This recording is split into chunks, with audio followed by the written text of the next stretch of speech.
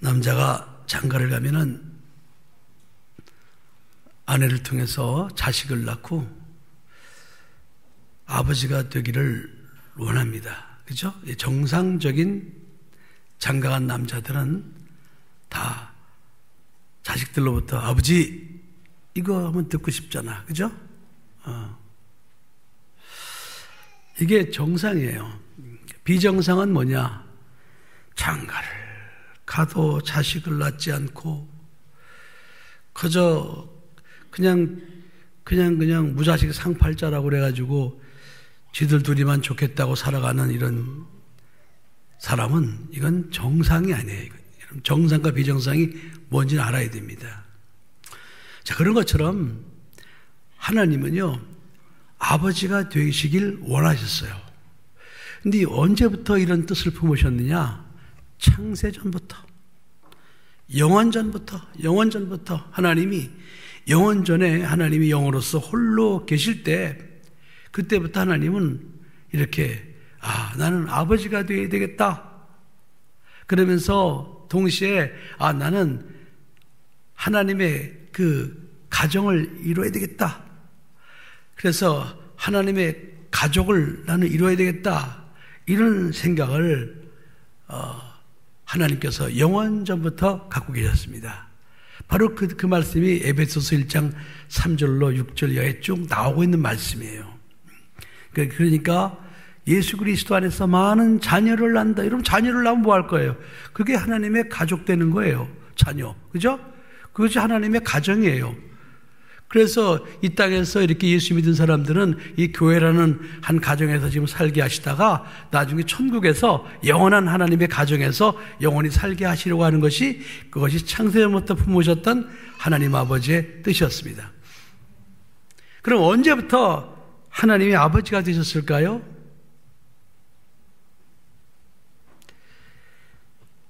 하나님이 이 땅에 하나님의 맏아들이신 예수 그리스도를 세상에 보내시기 전에는 하나님은 아버지라는 소리를 들을 수가 없었습니다. 여러분, 아버지라는 소리를 들으려면 자식을 낳아야 돼요. 자식으로부터 듣는 것이 아버지예요. 그죠? 근데 그 전에 하나님께서는 아무도 자식을 낳은 적이 없어요.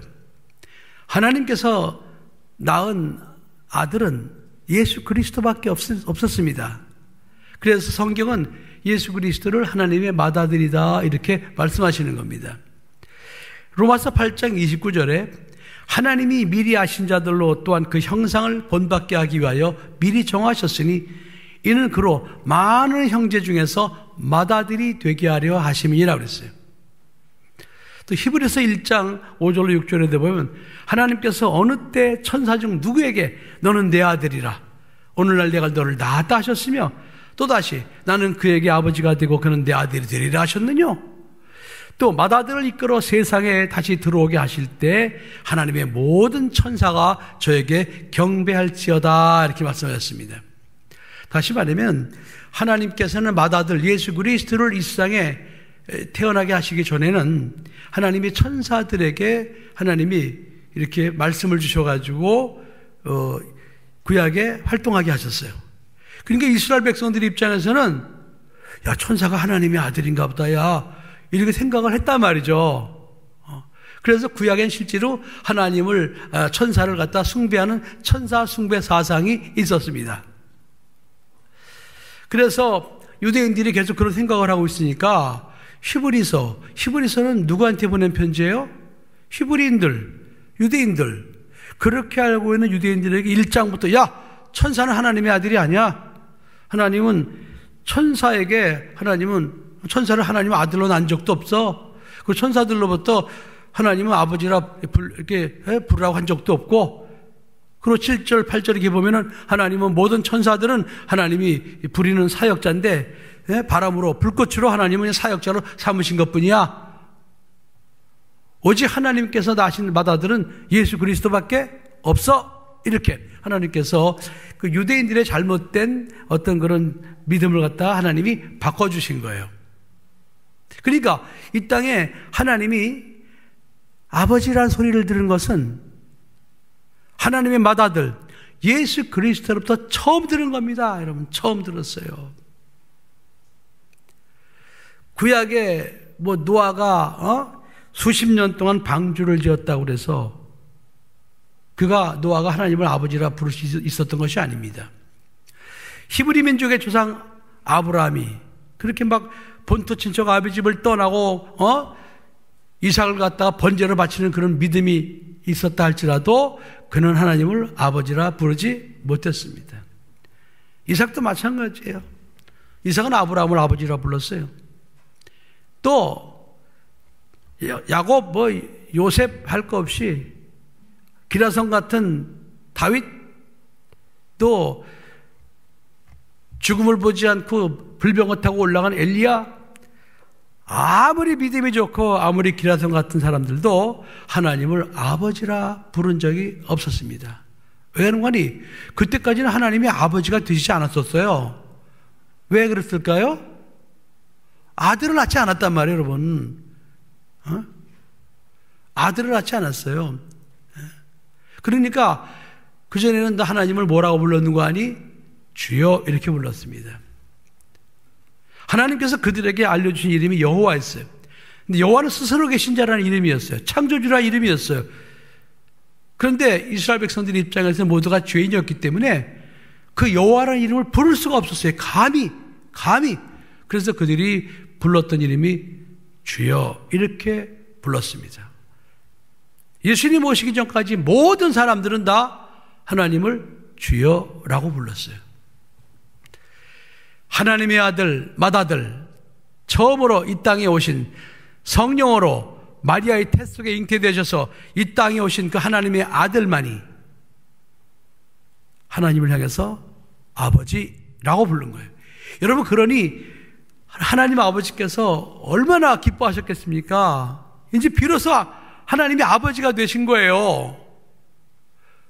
그전에 하나님 아버지가 아니에요, 여러분. 그냥 하나님이에요. 그런데 예수님께서 공생에 들어가시면서 제자들에게 말씀하시기를 너는 이렇게 기도하라. 하늘에 계신 우리 아버지여. 이렇게 이제 하나님을 아버지라 부르라는 거예요. 하나님께서 예수 그리스도를 믿는 자들에게 하나님은 구원해 주시고 그들을 자녀로 낳아 주시니까 너희가 나를 믿으면 너희는 지금부터 하나님의 자녀가 돼서 하나님을 아버지라 부를 수 있다. 이렇게 말씀하신 거예요, 여러분. 그런데 그 당시에 그 말을 듣는 그 예수님의 제자들 입장에서는요, 이게 놀랄 일, 이건 깜짝 놀랄 일이에요. 이건 도저히 있을 수 없는 일이에요. 아니, 여호와 이름도 무서워서 부르지 못하고 덜덜덜 떠면서 주여 이렇게 불렀는데 이제 그 하나님을 갖다 아버지라고 부르라니, 이거는 여러분 이스라엘 백성들 입장에서는 이건 정말 꿈인가 생신가 막 꼬집어보고 꿈이야 생신 이렇게 할 정도는 놀라운 일이었어요. 그런가 하면은 그 제자들이 이제 그때부터 하나님을 아버지라고 부를 때 하나님 아버지께서 얼마나 감격하셨겠습니까?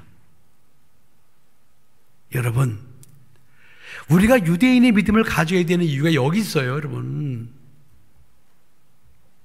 우리는 믿기만 하면 그냥 구원받아? 가볍게 생각하잖아요. 믿기만 하면 하나님의 자녀로 거듭나는구나. 그래서 우리는 서슴없이 무슨 하나님 아버지 이렇게 불러요. 예, 좋아요. 그런데 여기에 진정성이 결여가 되어 있어요. 너무 쉽게 구원을 받다 보니까 여기에 진정성이 결여되어 있어요. 이렇게 우리가 믿기만 하면 하나님 아버지라고 부를 수 있도록 하나님께서는 독생자 예수 그리스도를 이 세상에 보내셔갖고 우리들의 죄를 위해서 십자가에 못 박혀 피 흘려 죽게 하심으로 말미암아 그 은혜로 우리가 예수를 믿기만 하면 하나님 아버지라고 부르게 해주셨다는 그 사실을 우리가 전부 다 간과하고 있는 거예요. 그걸 무시하고 있는 거예요. 그러니까 감격이 없어요. 예수를 믿어도 감격이 없고 하나님을 향해서 아버지 이렇게 부를 때 그 감격이 없어요. 저는 하나님 앞에 기도할 때, 요즘에 제가 그렇게 기도해요. 하도 기가 막힌 일들이 많이 있으니까 말이 안 나와요. 그래서 하나님 아버지 앞에 무릎 꿇으면은 그냥 아버지, 이 말밖에 안 나와요. 너무나 기가 막힌 일이 많이 있어서. 하나님 아버지. 하나님도 안 해, 그냥 아버지. 이렇게 기도합니다. 그러면서, 야, 우리 아버지 하나님이 나의 아버지가 되셨다는 그 사실에 감격하면서 아버지 그러면서 위로받고 집으로 돌아가고 그래요. 저는 여러분들이 하나님을 아버지라 부를 때마다 그런 감격 속에서 하나님을 아버지라고 부르기를 예수님 이름으로 간절히 부탁합니다.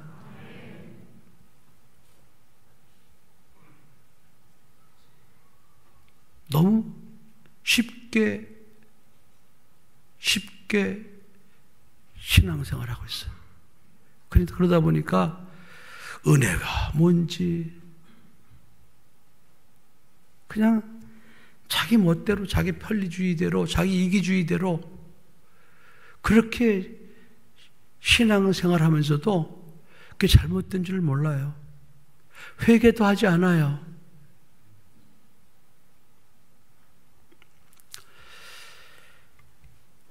예수 그리스도께서 이 땅에 오셔서 하나님을 아버지라 부르는 그 순간부터 창세전부터 하나님의 가족을 이루러 가셨던 그 뜻을 하나님이 비로소 이루신 겁니다.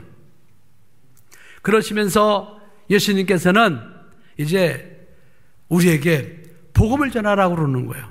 야, 하나님께서는 이렇게 창세전부터 많은 영혼을, 나를 믿는 자들을 구원해서 하나님의 자녀로 거듭나게 하시고, 그리고 하나님의 가족을 이루기 원하셨어. 이것이 하나님의 뜻이었어. 하나님의 소원이었어. 그러니까 이제부터 너희들 하나님의 자녀를 낳아드리기 위해서 복음을 전파해. 이거거든요.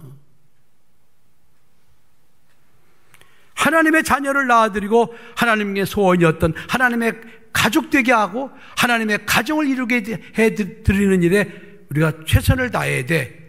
그래서 예수님께서 너희는 온 천하에 다니면서 만민에게 복음을 전파하라고 마가복음 16장 15절에 말씀하시고, 또 예수님께서는 하나님 보좌 우편에 올라가셔서 아버지께 구하여 보혜사 성령을 보내주시는 말미암아 사도행전 1장 8절에 오직 성령이 너에게 임하시면 너희가 권능을 받고 예루살렘과 온 유대와 사마리아 땅 끝까지 이르러 내 증인이 되리라. 이렇게 이 천국 복음을 갖다, 예수 복음을 갖다가 땅끝까지 전파하게 하기 위해서 예수님은 보혜사 성령을 예수의 이름으로 믿는 자들에게 보내주신 겁니다. 다른 거 아니에요, 여러분.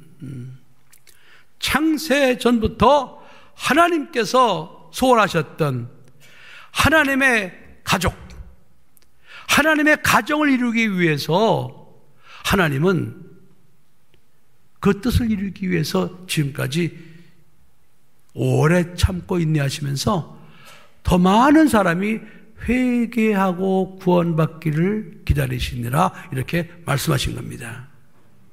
아멘. 이러한 하나님의 소원을 외면하고 하나님의 뜻을 저버리고 자기를 위해 살고 쓸데없는 짓을 하고 살고 자기 욕심대로 살고 자기 육체를 위해 살고 이렇게 사는 사람들은 여러분 미안하지만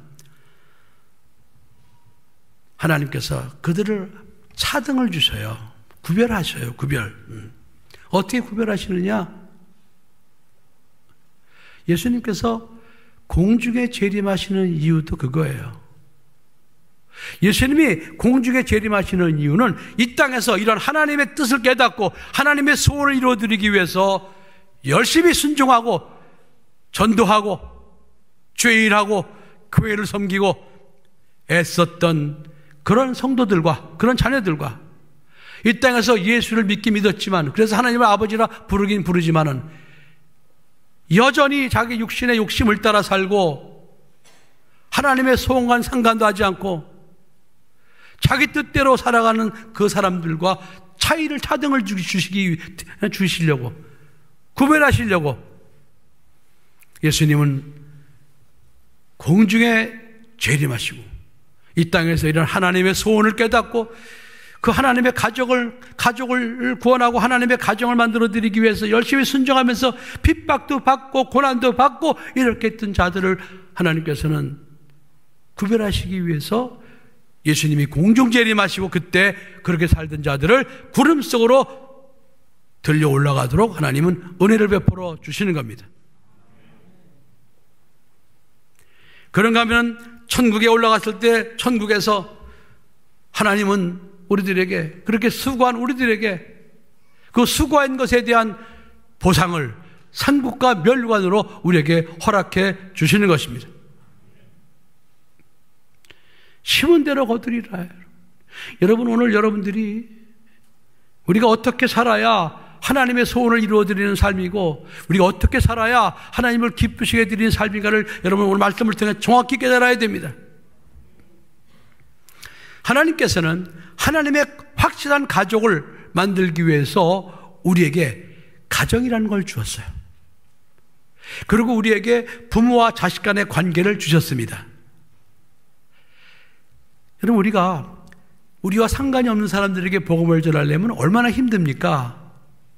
그렇죠? 힘들잖아요. 예수 믿지 않는 남편도 사실 원래 남이었어요. 그래서 그렇게 믿지 않는 남편에게 예수 믿으라고 그래도 잘 안 믿잖아요. 그죠? 원래 남이었기 때문에 그렇습니다. 그러나 예수를 잘 믿는 사람과 결혼해서 예수 잘 믿는 가정을 이루고 그 안에서 자녀를 낳았다. 그러면 그 자녀는 누구 거예요? 부모 거예요? 아니죠. 그건 아시죠, 여러분? 만일에 자녀를 여러분 것이라고 믿는다면은 자녀는 여러분 뜻대로 살아줄 거예요. 내 것은 내가 마음대로 할 수 있는 걸 내 거라고 그러는 거예요. 근데 안 되잖아요. 그죠? 자식 내 마음대로 안 되죠? 내 것이 아니기 때문에 그렇습니다. 그러니까 오늘부터라도 여러분, 자식이 난 내 것인 줄 알았더니 내 것이 아니었구나. 그걸 여러분들이 인정하셔야 돼요. 인정 안 해도 여러분 여러분 거 아니에요. 하나님께서 여러분의 부부 속에 하나님이 이 땅에 자녀를 갖다가 태어나게 하신 거예요. 그러면 자녀를 태어나게 하신 이유가 뭐겠습니까? 창세전에 품으셨던 하나님의 소원, 하나님의 가족을 만들기 위해서 그렇게 바뀌신 거예요. 그러니까 예수를 믿는 사람들은 이유 여하를 막론하고 자기네 사이에 태어난 자녀들 갖다가 제일 우선해서 하나님의 자녀로서 하나님의 가족이 되어서 살아갈 수 있도록 여러분들이 말씀으로 잘 양육을 해야 되는 겁니다. 그게 제일 우선이 돼야 돼요. 제일 우선이 돼야 돼요. 근데 제가 목회하면서 가만히 보니까 대충 통계가 나와요. 믿지 않는 아버지 밑에서 자라는 아이들은요, 사춘기가 지나면은 교회를 떠나는 일이 허다합니다. 신앙이 다 사라져버려요. 어릴 때는 그 어머니가 끌고 다니니까 따라다니는데 아버지가 예수 안 믿으면요, 사춘기 때 애들이 튕겨나갑니다. 튕겨나가. 그래서 불신자로 살아가요. 그래서 가정에 아비들이 이런 뜻을 깨닫고 하나님의 소원을 이루어드리기 위해서 자녀들 갖다가 믿음으로 키우고 믿음의 가장이 되는 게 제일 중요합니다. 제일 중요해요, 여러분. 여러분, 하나님은 우리가 아버지라 부르죠. 아버지는 남자예요, 여자예요? 하나님 어머니라고 안 부르잖아요. 예, 하나님께서는요, 아버지를 통해서 씨가 퍼지게 해놓으셨어요. 지금 남자를 통해서 씨가 퍼지잖아요. 그죠? 그래서 남자가 대표예요, 대표. 어쩔 수가 없어요, 이거는. 남녀가 서로 존중을 하지만은 여자가 먼저가 아니었고 남자가 먼저였어요. 그래서 하와가 먼저 선악과를 따먹었지만 하나님께서 하와가 선악과를 따먹었다고 그래서 모든 인류를 갖다가 죄인으로 만들질 않았어요. 하와가 선악과를 먹고 아담에게 줘서 아담이 먹으니까 그때부터 모든 인간은 죄인이 되었고 마귀의 종이 되었고 육체는 저주가 왔고 에덴 동산에서 쫓겨나는 그 저주의 삶을 살게 된 거예요. 그러니까 남자의 역할이 그만큼 중요하다 이 말입니다, 여러분. 여기 오늘 예배드리는 남자들, 아버지들, 오늘 이 말씀을 잘 들으셔야 됩니다. 왜 하나님께서 나를 갖다가 아버지로 만들으셨는가? 왜 아버지 되게 하셨는가? 내 씨를 통해서 이 세상에 태어나는 그 자녀들을 갖다가 하나님의 자녀로, 하나님의 가족으로 확실하게 길러내라고 나를 통해서 우리 가정 속에 자녀들을 선물로 주셨구나. 이런 사실을 여러분들이 믿으셔야 됩니다. 그리고 가장 중요한 거예요. 무엇보다도 여러분 속에 태어난 여러분 자녀들을 확실한 하나님의 자녀로 잘 길러내야 됩니다. 아멘. 네. 만일에 여러분의 남편이 예수를 믿지 않아서 믿음의 가정이 되지 않는다 그러면 차선책으로라도 어머니들이 여자의 후손을 갖다가 길러내야 돼요. 어머니가 믿음의 영적으로 어머니가 되어야 됩니다. 마치 암탉이 병아리를 품듯 여러분이 정말 기도하면서 이런 뜻을 깨닫고 그래 내 남편이 예수 안 믿으니까 나라도 믿음의 어미가 되어서 내 남편을 통해서 이 세상에 주신 그 자녀들에게 정말 믿음으로 자라게 하고 내가 하나님의 가족으로 끝까지 키우리라. 그런 절대적인 사명감을 가지고 여러분들이 기도하면서 무슨 일이 있어도 하여간 여러분 자녀를 갖다가 하나님의 가족으로 잘 키워야 됩니다. 아멘. 우리 교회는 믿지 않은 남편 있지만은 그 아내들이 정말 믿음으로 눈물로 기도하면서 키워서 자녀들 갖다가 성장할 때까지도 믿음 안에서 잘 자라게 한 그런 믿음의 어머니들이 우리 교회는 많이 있습니다. 얼마나 그들을 볼 때마다 얼마나 감사한지 몰라요. 사랑하는 성도 여러분, 오늘 이 말씀 여러분 꼭 가슴판에 새기셔야 됩니다. 그래서 오늘 시편 127장 3절로 5절로 보면 자식은 여호와의 주신 기업이요 태의 열매는 그의 상급이로다 그랬습니다. 하나님께서 자녀를 주시는데 자식은 여호와의 주신 기업이라는 거예요. 태의 열매는 그의 상급이라는 거예요, 여러분. 이건 무슨 말씀인 거 아니? 자녀들이 이 땅에 살면서 복을 받느냐 못 받느냐는 그 책임은 아버지한테 있다는 거예요, 여러분.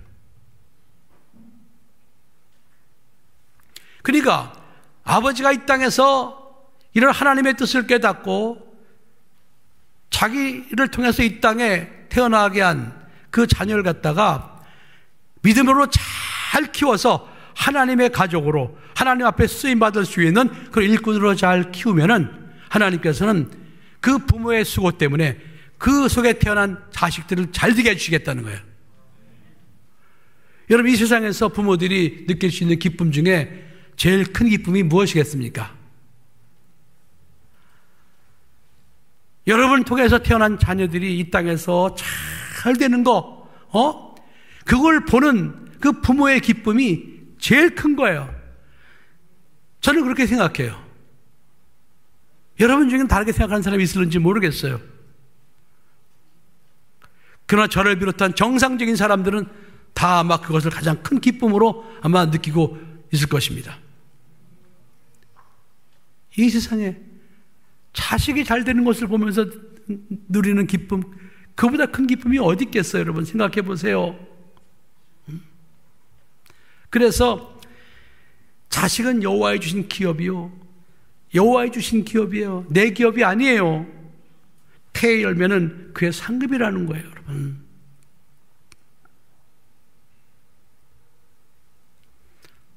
반대로 그 부모가 자식을 갖다 하나님의 뜻대로 키우지 않고 지 멋대로 살아가게 하면 하나님께서는 그 자녀를 절대로 부모의 기쁨이 되지 않게 하시겠다는 거예요. 좀 더 심하게 말하면 그 자녀를 잘되게 해 주실 수 없다는 거예요. 그래서 부모 입장에서는 그 잘못되는 자녀를 보면서 막 가슴 아프고 속상하고 고통을 주시겠다는 거예요. 이것이 기록되어진 하나님의 말씀입니다. 그런 여러분들이 이 땅에 살면서 자식으로부터 기쁨을 누리려면 딱 한 가지 방법이에요.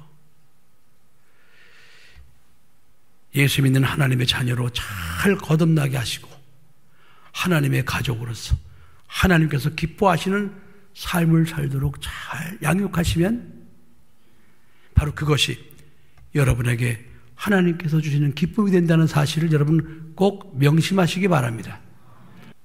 그래서 그런 자녀들이 많을 때 장사의 수중에 화살이기 때문에 성문에서 원수와 말할 때 수치를 당치 아니하도록 하나님이 해주시겠다는 거예요.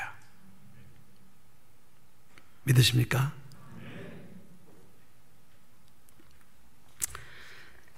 어릴 때 생각나는 일이 있어요. 보니까 그 남편이 예수를 믿지 않는데 그 어머니가 그 아이들을 데리고 신앙생활 하시는데 밥을 줄 때마다 아이가 성경 규율을 외우지 않으면 밥을 주지 않는 어머니를 본 적이 있었습니다. 너는 어찌 육신의 양식만 먹고 하나님의 양식을 먹지 않느냐 이거예요. 밥을 먹이면서 밥을 주시지 하나님의 말씀 한 구절을 외우지 않으면 밥을 안 주는 거예요. 그때는 그게 마냥 부러웠습니다. 나도 저런 부모가 있었으면 얼마나 좋았을까. 한없이 부러웠었어요. 그게 왜 이렇게 부러웠는지 몰라요.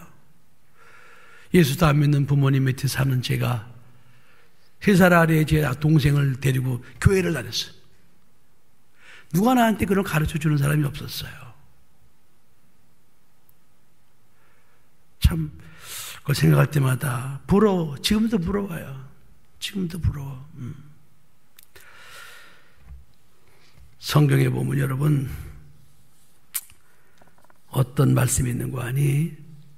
자기 자녀가 하나님 앞에 범죄할 때 그것을 책망하지 않음으로 인해서 집안이 폭삭망한 사건이 있습니다.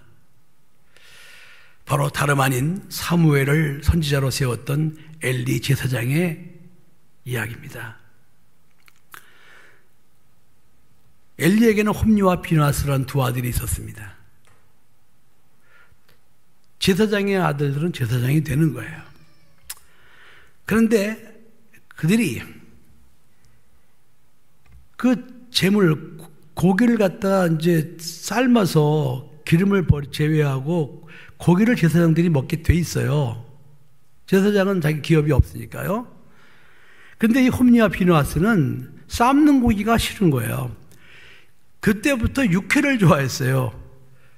그래가지고 삶는 거 싫어. 그러니까 막 자기 사환을 시켜갖고 야 생고기 갖고 와, 생고기. 그래갖고는 막 강제로 막 생고기를 갖고 오게 해서 생고기를 먹는 거예요. 그런가 하면은 이들이 성전 회막문 앞에서 거기서 회막문에 수종드는 여인들과 동침을 하고 난리를 치는 거예요. 그런데 이런 일들을 하는 그 아들들을 향해서 사무엘상 2장 12절에 하나님께서 뭐라고 말씀하셨는가 하니 엘리의 아들들은 불량자라 여호와를 알지 아니하더라 그랬습니다. 그 엘리의 아들들은 불량자라는 거예요. 여호와를 모른다는 거예요. 믿지 않는다는 거예요. 여러분 그러면은 그 엘리의 두 아들이 불량자고 이렇게 믿지 않는 자가 된 것은 누구의 책임입니까?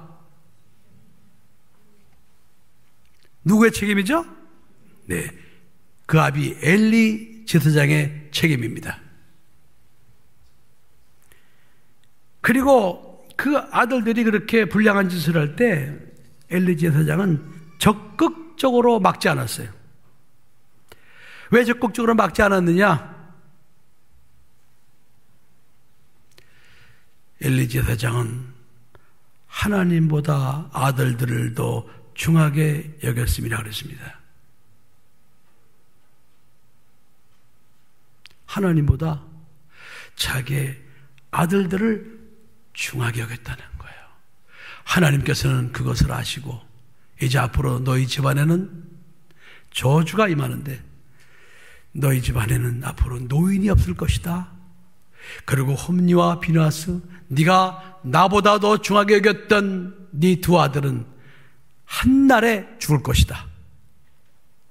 그래서 블레셋과의 전쟁에서 그 두 아들이 한날에 정말 죽습니다. 그리고 패전 소식을 듣고 엘리 제사장은 의자에 앉아있다가 깜짝 놀라서 꼬꾸라져 갖고 목뼈가 부러져서 죽습니다.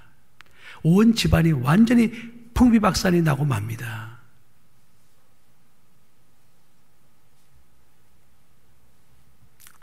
그런가 하면 반대로